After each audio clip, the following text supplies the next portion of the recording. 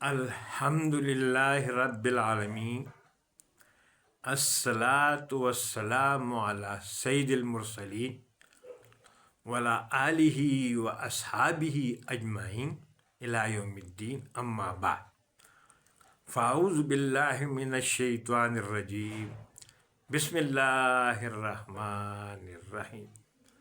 ومن یشرک باللہ فقد حرم من السماء۔ عزیز اور بزرگ ساتھیوں، کل آپ کے سامنے میں نے توحید کی تعریف بیان کی تھی۔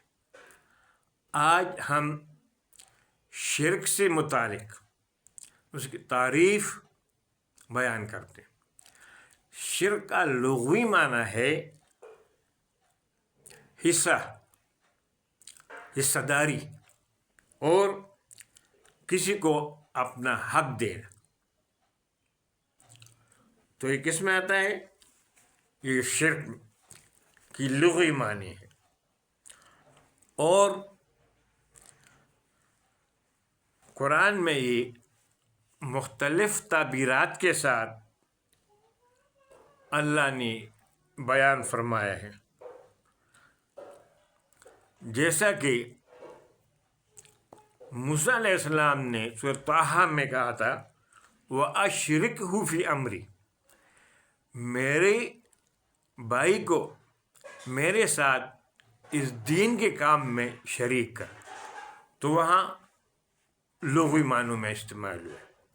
اسی طرح قرآن میں اللہ فرماتے ہیں سورۃ نساء میں، فَإِن كَانُوا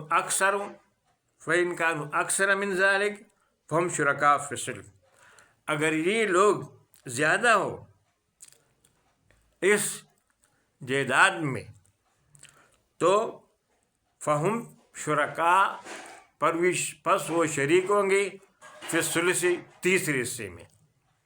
تو یہاں جو شریک آ رہا ہے وہ ہے مخلوق کے لیے، لیکن وہ حصہ دار، وہ اس میں جو جائیداد ہے اس میں شریک ہوں گے۔ اسی طرح اور ایک جگہ میں بھی اللہ تعالیٰ نے بیان کیا ہے، تو شرک کی لغوی معنی حصہ داری ہوتے ہیں یا اپنا نصیب جو اس کا ہوتا ہے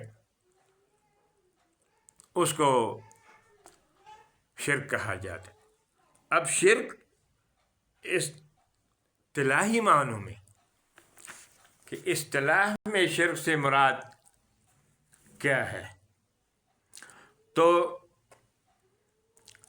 قرآن میں اللہ تعالیٰ فرماتے ہیں، ان اللہ لا یغفر ان یشرک بہ ویغفر ما دون ذلک لمن یشاء ومن یشرک باللہ فقد افتری اثما عظیما۔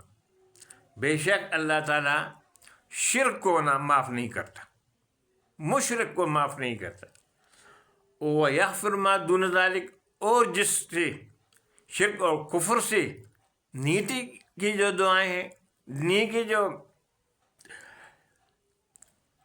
گناہ ہیں شرک کفر سے کم درجے کے، تو جس کے لیے اللہ چاہے اللہ معاف فرماتا ہے، اور جس نے شرک کیا اللہ کے ساتھ، اس نے اللہ پر ایک عظیم گناہ باندھا، کیونکہ اللہ تعالیٰ شرک کو بالکل معاف نہیں کرتا۔ اللہ کا کوئی شریک نہیں ہے۔ دوسری جگہ فرماتے ہیں، وَمَن یشرک باللہ فقد ضل ضلالا بعیدا، جس نے اللہ کے ساتھ شریک ٹھہرایا وہ گمراہی میں بہت دور چلا گیا، بہت دور۔ تو یہ ہے شرک جو اللہ نے جگہ بجائے اس کا رد کیا۔ پھر اللہ فرماتے ہیں، انہ من یشرک باللہ، انہ بے شک، من یشرک باللہ جو اللہ تعالیٰ کے ساتھ شریک رہتے فقط حرم اللہ الجنہ، اللہ نے اس پر جنت حرام کی ہے، ومأواہم النار، اور اس کا ٹھکانہ جہنم ہے، وما للظالمین من انصار، اور ظالموں کا کوئی مددگار نہیں ہوگا۔ یہ ہے شرک۔ شرک کی تعریف اللہ کی ذات، اس کی صفات، اس کے اختیارات اور دیگر امور خاصہ میں جو اللہ تعالیٰ کے لیے خاص ہے، کسی کو بھی خواہ نبی ہو، ولی ہو، بزرگ ہو، درگاہ و برگاہ ہو، شریک کرنے کو شرک کہا جاتا ہے۔ اللہ کے ذات، صفات، اختیارات، الوہیت، ربوبیت، اسماء و صفات اور دیگر امور خاصہ جو اللہ کا الہ خاص ہے، اس کے ساتھ کسی کو بھی خواہ نبی ہو، ولی ہو، قبریں ہو، درگاہ ہو، اولیاء ہو، جو شخص اللہ کا شریک ٹھہراتا ہے تو اس کو شرک کہا جاتا ہے، اور شرک کے معافی کسی حال میں بھی ممکن نہیں۔ اللہ تعالیٰ شرک کو بالکل معاف نہیں کرتا۔ تو کل توحید کے اسپیکٹ بیان ہو رہے تھے اور آج شرک کے، اور یہ مضمون انشاءاللہ چلتا جائے گا اللہ کے فضل سے، اور اس پر سارے دلائل ہم قرآن اور احادیث صحیحہ سے بیان کریں گے، اپنی طرف سے کوئی بات بھی بیان نہیں کریں گے۔